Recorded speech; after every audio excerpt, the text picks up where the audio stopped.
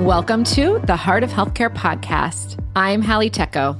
I'm Michael Esquivel.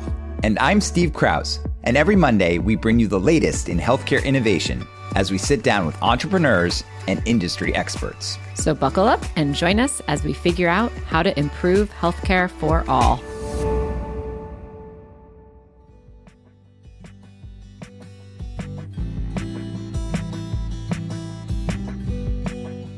Hello, listeners, and welcome back to the show. Michael and I are here to bring you your digital health download for June.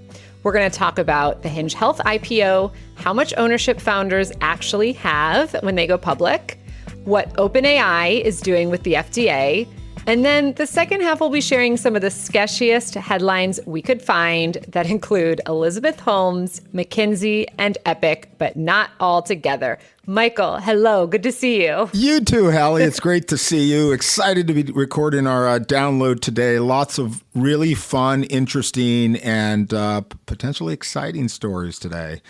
And so let's start with the most exciting. Yeah, let's start with that. So at last, maybe I'll start there. I wanted to talk today about Hinge Health and its IPO. I'm really excited about this one, Halle, because is this a signaling that we are going to thaw the freeze that we've had since late 2021?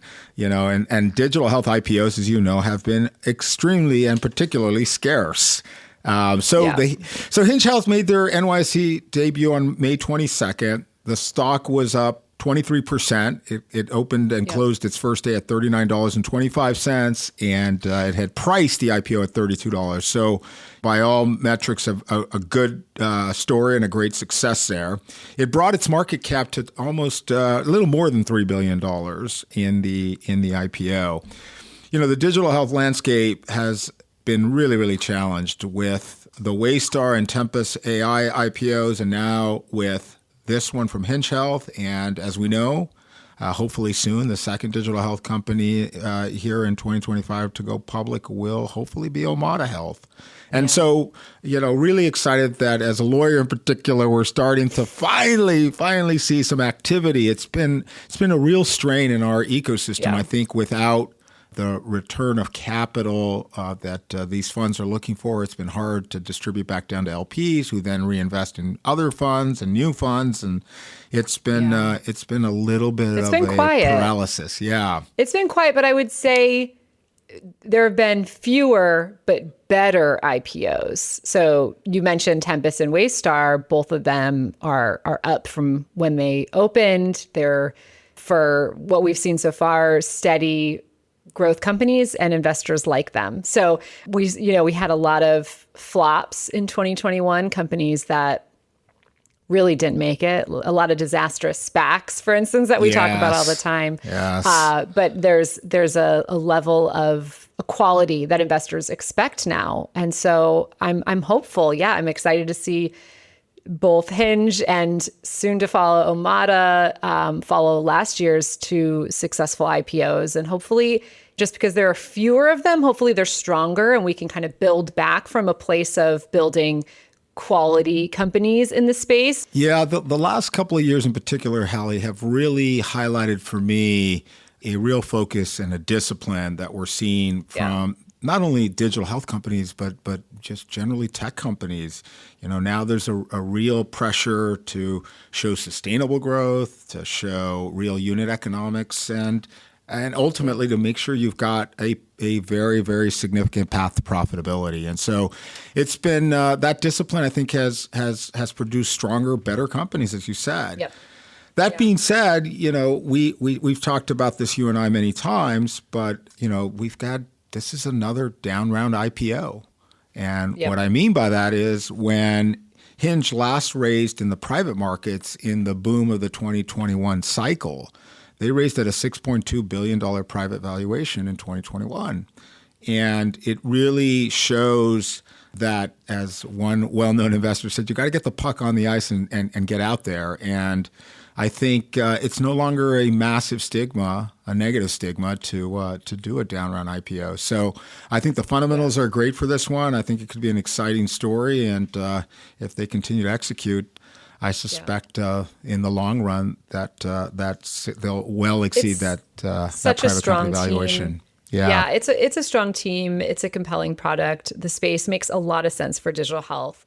Going back to what you said about the IPO being less than half of their last round of funding and just seeing down rounds quite a bit these days. I'm curious what you think in this particular case this means for the employees and angel investors that were in early and then kind of rode to the top at the $6.2 billion valuation. I think like every story, there are kind of a couple of different ways to look at it. One, maybe some of them got out. I don't know if Hinge did any secondaries, tender offer transactions while it was private. But for those that didn't, or maybe the company didn't engage in a private company tender offer transaction, yes, it's very dilutive, obviously, because the down round implications oftentimes are there's an anti-dilution, broad-based weighted average adjustment that benefits the investor that came in at that peak valuation. And that end up ultimately, when those preferred shares converted into common stock as part of the IPO, they would have received more than a 1-for-1 exchange. So there was definitely a dilutive event to those early investors and the angels. That being said, as we just noted, in the medium and long term, if you truly believe in this team, which I think is an incredibly strong one, those investors and hopefully the employees, if they hang in there, might see a really, really positive outcome. Well, if you were an angel in Hinge, I'm curious. You can just send me a note. Let me know what your return was. Very, very curious how that all played out. Speaking of founder ownership at IPO, my next story is that I worked with one of my former students on an analysis to actually know how much equity digital health founders own by the time they IPO'd. So we looked at the last 34 S1s. So that is the official form that you fill out right before you IPO. And we did an analysis, and I'll put the analysis in the show notes so people can see it. But a couple of things that we found out. I don't know what I expected, but it was very interesting. And of those 34, Halle, what was the composition or makeup? Like was there a dominant subsector within our ecosystem or not? I'm just curious. That's a good question. No, I mean, it was literally just everything that was categorized as digital health. So everything from discluding SPACs. We did not include SPACs. So HIMSS was not part of this. Only because, as you know, the filing for a SPAC is very different. But this included everyone from Smile Direct Club, which was very interesting to learn about. Obviously, they no longer exist. Signify Health, Go Health, Doximity, Oscar. And we also looked at Hinge and Omada since they had already filed their S1s. So a couple of things. One, the majority of the founding teams were still intact by the IPO. That really surprised me. It was about 57%. And in 27%, some of them had left. And then in 17%, none of them were around. That included the companies, about 75% of the companies, that's the denominator, that were traditional IPOs. Now, another thing that was really surprising was that in a quarter of the companies, PE was actually the orchestrator of the IPO. And so there was no founder. And that's really interesting to look at and learn about how PE firms are really building these companies. There are a couple of tactics they have, but the most common tactic is they fully buy out 2-3 companies, tape them together, hire a very experienced CEO, and take it public within a few years. We looked at who those CEOs were. And let me tell you, if you want to be a CEO and the number one thing you want to do is make a lot of money, I would recommend tying yourself to a PE firm and becoming a CEO through them, because these private equity-backed digital health IPO CEOs, they have decent amount of equity. They don't have as much as some of the other founder IPOs, but they have a good amount of equity, and they are making $5 to $10 million a year leading up to the IPO. So they are paid well, unlike how how much the founder CEOs are making that are venture backed, right? They're maybe making $150K, maybe by the time they IPO, $300K. So if that was just one really interesting thing to see. And fascinating. That is the way to do it. If you just want to make money, Go be a CEO. It is a really hard job, but go be a CEO for a private equity-backed company. Anyways, there's one more thing I want to share on this is going back to the founders who have traditional IPOs. So traditional, they're backed by VC, but not private equity. So as I said, most of them have the founding teams intact. However, most founders actually had very little, if any, ownership by the IPO. So 69% of the co-founders that we looked at had under 5%. Yep. And 44% of the founders had no equity reported at all. And That's shocking to me. I you know, in the registration statement, the S1, you have a beneficial ownership table and you show your key executives. It really showed zero? Yeah, there were cases where, wow. I don't even want to say names because I don't want to call anyone out, but there was a case where a co-founder was not listed, even though I know they're working there, or they were working there, and the CFO was listed. So that being said, they could have sold on the secondary. We know that's very common. We know that co-founders take the lowest salary oftentimes for many years, and they're working hard. The story, I imagine, that's behind these numbers is a lot of them end up selling their shares before the IPO. But what do you see? I mean, you work with all these founders. Yeah. I'm in the fortunate smaller cohort here, but my founders tend to, especially if there's a co-founding team, the sort of the CEO co-founder. Oftentimes, I see between 5 and 10%, and most of the co-founders have at least some single-digit percentage ownership. The median equity for these companies per person, so they might have 3 co-founders, but per individual was 2%. Yeah, so a collective six-ish percent, which again falls in that 5 to 10 of what I see. Yeah. The other thing that maybe skews the data a little bit is digital health in a lot of these businesses requires a lot of capital. Yeah. And I've had companies that I've been privileged to be a part of. I think of companies like GoPro or AppLovin, where these companies raised one round of institutional funding and then built it and had profitable businesses and then took it public.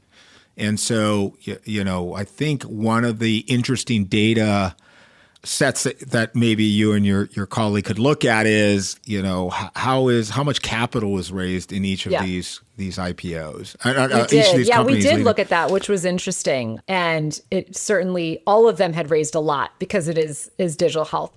The one interesting anecdote we found was that there was a category of founders, and there were several of them, I think 3 or 4, that had the highest amount of equity at IPO, but because they also were their own investor. So, for example, Oscar Health, Josh Kushner was an investor through his VC firm Thrive, or Accolade, which was founded by the founder of Fandango, and he had his own venture firm. And because of that, he was able to own over a quarter of the company at IPO.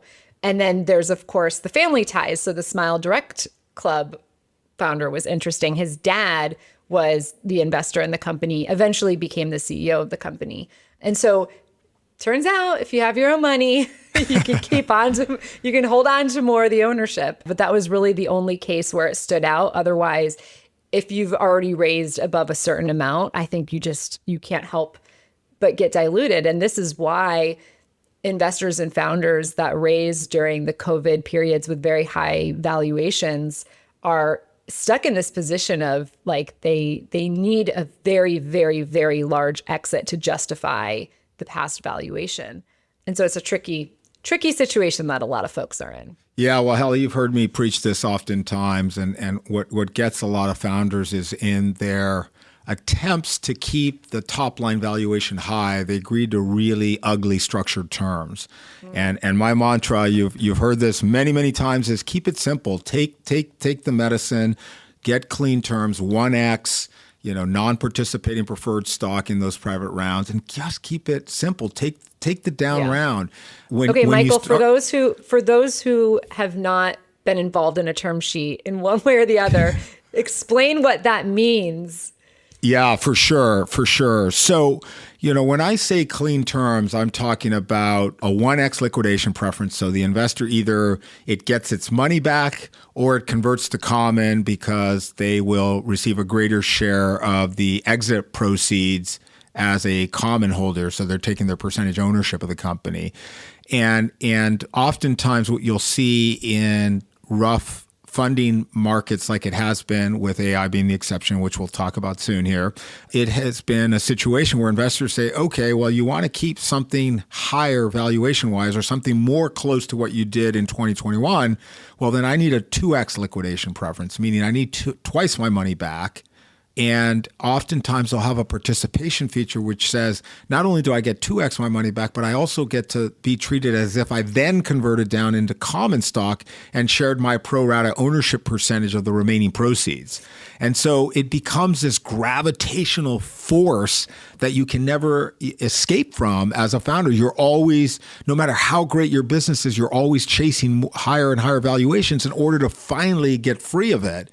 And there's only so much valuation that a company can create over time. So it is a really challenging one, Halle, but for those listeners who are founders out there, just keep it simple. Do straight, clean terms.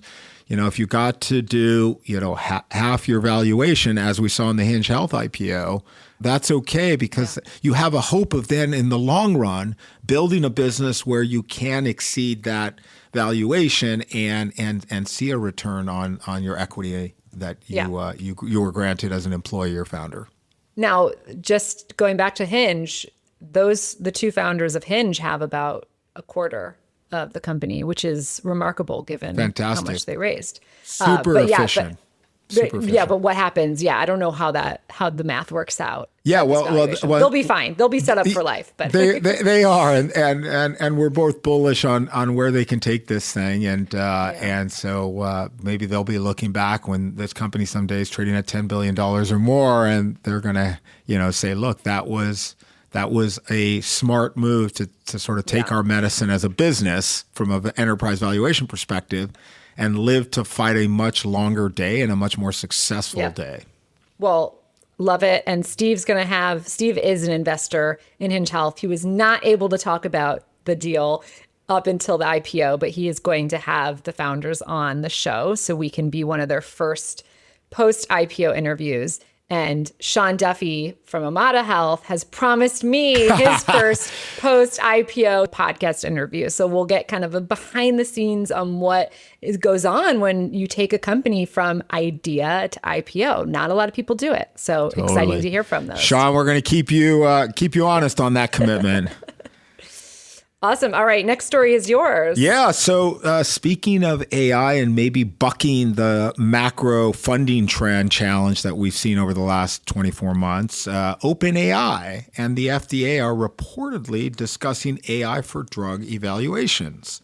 In the Wired article that I read, the FDA has held multiple meetings with OpenAI and its affiliates of the Department of Government Efficiency, DOGE, to explore using AI in drug review. The project, reportedly called Cedar GPT, is focusing on supporting scientific reviews by the FDA's Center for Drug Evaluation and Research. It's a really exciting development in my mind, assuming it comes together, as this could have big implications for reducing drug development timelines and costs. And for me, just watching the government sort of embrace AI in a more fulsome way is going to be really exciting. So I know former FDA Commissioner Robert Califf said that AI tools have been in limited use for years, but this is the first reported instance where we're really trying to adopt AI in a way to shorten review times, which is one of the big challenges on getting some of these life-saving, life-changing drugs into the general populace. What are biopharma folks saying? Are they excited because they can potentially move faster than before? Yeah, it's funny. I work with a couple of really exciting companies in this space, and they are so really excited about faster, cheaper development cycles. And getting life-saving drugs to the market faster, reducing the $1 billion plus it takes to take a drug from creation, inception, to FDA approval and ultimately out into the general population. So I do think this can be an exciting development. And for me, too, it's a way that we're going to stay competitive as a country with other economies that are moving at rapid pace to bring clinical trials to bear on these drugs and get them out to market. So it's really, really an exciting time. And one last note for me is this increased validation from the FDA could also signal a watershed moment for VC funding into AI tools for drug development, compliance, and clinical trials. So there's just lots of goodness here. I know there are listeners out there that would say, Michael, but remember the risks. And that's something that you always have to consider when taking on these AI tools in ways that impact things like human health. And so there's risks in humans doing the drug approvals as well. So yeah, it's a great point, Halle. I mean, it's really exciting. What are you hearing from folks in the network? So it's interesting. Biotech has been getting slaughtered in the markets. Private investing, VC investing in the space has tanked. We know, we've had a lot of friends that have worked at places like Genentech that have been laid off in their digital health teams. So I think it's a time right now where there's a need for change because whatever the reason is, some folks say that there's we've already picked all the low-hanging fruit of drug discovery, and others are just saying that the new strategy is to license the drugs from China because they're able to, their drug discovery is more efficient now. I'm not sure. I'm not an expert in this space. We should probably have an expert on to talk about it, but it seems like it's a moment where change is needed. And if the FDA is a piece of the timeline process that can help these companies move faster, and in either way, right? Like you want to know if something is going to be approved or not, so that you can either get the drug out to people who need it, or you can reallocate those resources to other targets and move on. Yeah, for sure. So, it's interesting. We're starting to see an increase in partnerships in China as well here at Fenwick. And I would say that one of the broad overarching principles is to try to license in drugs that have been approved in China. They still have to run through our FDA process. But now you have a little more certainty around, like you have some compelling data, and running it here in the U.S. gives you the conviction as a biopharma or biotech that, hey, there may be a real winner here. So let's make the investment, the ultimate, whatever it is, $1 billion to get it to market in the U.S.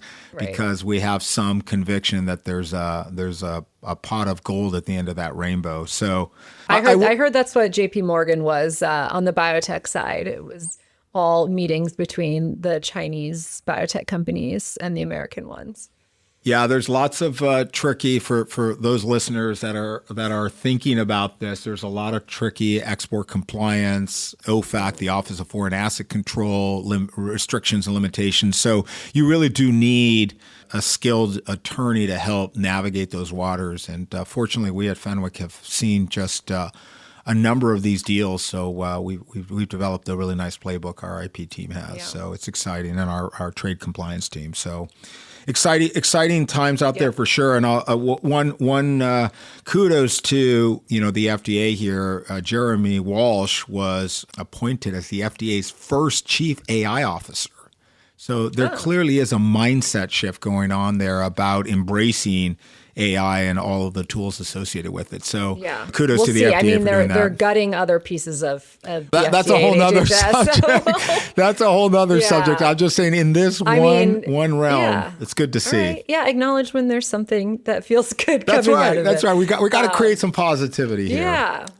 All right, Halle. So what do we got next? So now, Michael, we enter into the part of the episode where we talk about some bad actors. So my first story in this portion is about Epic, which we all know as the country's largest EHR company. They are facing yet another lawsuit, this time from a smaller healthcare technology company called CureIs. And this startup alleges that Epic used its dominant market position to destroy its business, including blocking access to data, interfering with customer relationships, and misrepresenting Epic's own capabilities to basically dissuade customers from using CureIS software. And this lawsuit accuses Epic of running a multi-pronged scheme to completely eliminate competitors in the managed care data reconciliation space, which is a small space, but really important for Medicare and Medicaid programs. So, Halle, so what exactly are they claiming here then? Yeah, so CureIS claims that Epic falsely told clients that it had or was basically about to release tools that matched what CureIS was selling, basically to steal their deals. So if a customer was about to sign with CureIS, Epic would come in and say, no, we can actually offer that, when in fact those tools didn't exist, or they were just exaggerating kind of the capabilities of their existing features. These are obviously claims at this point, but Epic says or denies any wrongdoing. But we know that this is not the first time a startup has complained about anti-competitive behavior. We talked probably last year about the Particle Health lawsuit. Right. And actually, CureIS is using the same law firm, but it's all part of a larger pattern of legal challenges to Epic's influence in the space. And they're what a lot of people call monopoly in the space. And we talked to FTC Chair Lina Khan. You and I talked to her last year on the show, and she talked a lot about anti-competitive behavior in healthcare. So, if these claims are true, do we think Epic is just being sketchy, or do we think that this is truly anti-competitive behavior? It's a great question, Halle, and it really shows the complexities of competition within the way the government looks at this, the healthcare IT industry, right? It's a complex issue, and really I think it's going to boil down to whether CureIS can prove one of two things vis-a-vis Epic. Either they're conditioning access to Epic's products on buying Epic's own competing product, or insisting they not buy CureIS's product, or they're preventing CureIS from accessing customer data necessary to compete. If CureIS can show either of those two, I think it has a shot at winning this case. Otherwise, you know what? This may boil down to just hard-nosed competition. I know. And that's the challenge here. It's really, really hard to balance market dominance and fair business practices. It's a really, really hard area to find that right balance. So unless they can show that there was actual conditioning of access to Epic's products by buying Epic's competitive product to CureIS, or preventing CureIS from accessing customer data, I think it's going to be a tough road for CureIS and its lawyers. Well, it's a big distraction, too. This is a small company, not a big team, not a lot of funding. Obviously, the founders felt like they were in a position where their best course of action was to try and legally take down Epic. What was the alternative for them? I imagine that the alternative is that they just had to shut down or let their business go because they couldn't compete with Epic. So to be in that position, I imagine, is really difficult. On one hand, like, kudos to them for taking a stand, and if what they say is true and it really is something that it will hold up in court, like, that is not easy to take on Epic. But what a distraction! I mean, That is an expensive distraction. Well, do you think a law firm like that does it? I mean, they can't do it pro bono. Do they do it for just the proceeds, or is this company using all of their funding to take on Epic? No, it's a lot of these firms, they'll have a minimum, but they'll do it on contingency, right? Because they're looking for the penalties and injunction against Epic, but the penalties associated with that and the restitution to be provided. These plaintiffs' firms will oftentimes do it on contingency. So I imagine that's part of it. But look, the law firm has to make its own independent assessment about the likelihood of success because they're coming out of pocket in a very meaningful way And so sometimes you find other third parties that are willing to fund it, litigation funding firms out there that do their own assessment and say, look, there's a chance for significant damages and restitution here, so let's go ahead and fund this one. So but it's tough. It's a huge distraction, and it's a bit of a bet the company move on their part. Yeah, we'll see. All right, so let's move on now into another interesting story. You may have seen, Halle, that Theranos 2.0 may be emerging. Elizabeth Holmes' husband is starting a company that looks, let's just say, somewhat familiar. Billy Evans. I can't believe this. I know, this is headline. interesting. Billy Evans, the partner of Elizabeth Holmes, has launched a biotech startup called Hemanthus. And based on information that was reported, Hemanthus is creating a diagnostic that is a tool that can scan biological material like blood, sweat, and urine to identify potential diseases. I read that they're focusing initially on the pet veterinary market, but then hope to take those learnings and ultimately apply them to the human market. So to many of our listeners, the premise sounds strikingly similar. I know. It's to so the crazy. Theranos story. So Halle, what do you think? What do you think about this one? The whole thing. I think that Lizzie somehow tricked this guy into marrying her, having her babies before she went to jail, and he had to be a single dad. I mean, the whole thing is weird. And then I think she's somehow tricked him into living out her obsession of making Theranos come to life so that she can look back and say, okay, my vision actually came to life. I don't know. This is so bonkers that he would, in good faith, build a diagnostic testing company that looks so similar to the scandal that his wife led. It's wild to me. It's what crazy. Privilege is that? Yeah, it's a bit interesting, to say the least. But I will say that I think in the post that Billy made about the launch of the company, or at least bringing it out of pure stealth, he noted that this is not Theranos and that he intends to do things very differently. So, well, it is Theranos, Billy. Whatever you say, we're not falling for it. It is Theranos.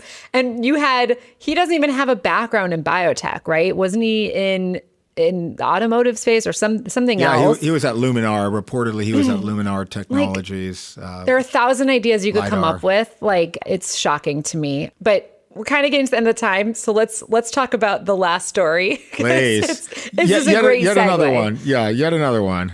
Speaking of frauds, okay, you might remember that McKinsey, the world-famous consulting firm, spent over a decade advising Purdue Pharma on how to quote-unquote turbocharge sales of OxyContin, which is a very addictive opioid. Well, in 2020, an investigation found that McKinsey actually helped them target high-prescribing doctors and even proposed things like rebates to help pharmacies for opioid overdoses. And a lot of folks say that their work on this project really helped fuel the opioid crisis. They're not solely responsible, but they helped this pharma company that knew their drug was highly addictive get into more hands. And so fast forward to last week, and a former McKinsey partner, Martin Elling, he was sentenced to 6 months in prison for obstruction of justice. As far as I know, this is the first person actually jailed for work. I know they had a big fine, but this is the first person I know that's been jailed because they found that he had emailed a colleague suggesting that they consider eliminating all their documents and emails. And then he quickly deleted all of the files from his laptop, which obviously the DOJ recovered through a forensic analysis. So it was interesting. He's going to be in jail. I don't know, maybe in the same jail as Elizabeth Holmes. Maybe they'll put him together. Well, it reminds me of the old adage, Halle, the cover-up is oftentimes worse than the crime. And I think the blatant effort that he took to delete emails when he knew there was an ongoing investigation, we lawyers oftentimes will send around a litigation hold email that then is circulated throughout the company, not to delete files, not to delete records. Oh, McKinsey's lawyers sent that around. I am absolutely certain that when the DOJ started looking into this, they did. And so, taking the insane step of then eliminating and deleting or suggesting and then doing it himself on his files. I mean, forensic analysis is always going to figure it out. I've never been in a situation where you didn't go back and weren't able to uncover a lot of those deleted records. So I really think don't delete emails. Don't send them in the first place if it's going to get you in trouble. Don't do it. Oh, what a mess. But hey, I have a startup he can help out while he's in jail. Well, here's the problem. I mean, you might say, well, how is this different, right, from what happened in Theranos? And I think in many ways, what this former senior partner at McKinsey did was he was an enabler of this absolute horrific crisis that was created. Whereas in Theranos and other situations like it, the underlying guilty party was also the creator and the enabler. And so in many ways, I think he got off pretty lucky here, given the human death toll that some of his work enabled here. But I think what was compounding that problem was his efforts to hide it, the cover-up. Yeah, I mean, compared to Holmes's sentence, he has 6 months plus 1,000 hours of community service and then 2 years of supervised release. I think it'll be challenging for him to get a job. So this absolutely changes his life. He went from being a partner at one of the most prestigious firms to now someone who will have, challenges finding work. But keep in mind, McKinsey also paid out $650 million to settle the federal investigations for this work. And it no longer works with clients in opioids and tobacco, which I think is good. But there are a lot of good people at McKinsey. I know a lot of folks over there. They do a lot of good work as well in healthcare. But this group that worked on this project did bad work, and we should all recognize that. Here, Halle. Couldn't echo that any stronger, for sure. Yeah.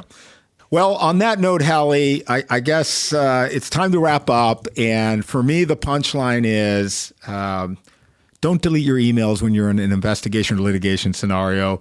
Don't get involved in shady operations or projects, and just be a good person. Yeah. Halle, was great catching up today. If you want to get rich, have a private equity firm hire you as CEO of a company they want to take public. And be successful doing it. Anyway, it was great. It was great catching up, Halle. What a fun set of stories we had today, and I hope our listeners enjoyed it as much as I did. And looking forward to next month's. Awesome. Good seeing you. Bye.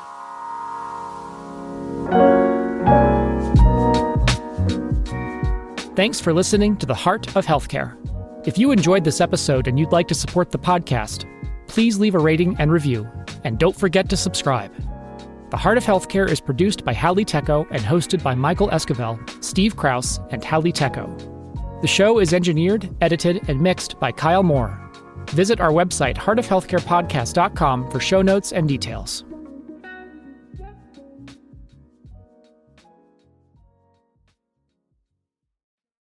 Ready to make a real impact every day? Join the Active Day Home Care team and help clients maintain their independence in the comfort of their own homes. Make a difference in someone's life as you provide essential daily assistance and protect their health and happiness. Earn up to $20 an hour and enjoy additional perks like optional daily pay, 401k, paid time off, ongoing educational training, and more. Join a team that values care, compassion, and your professional growth. Visit activeday.com to apply.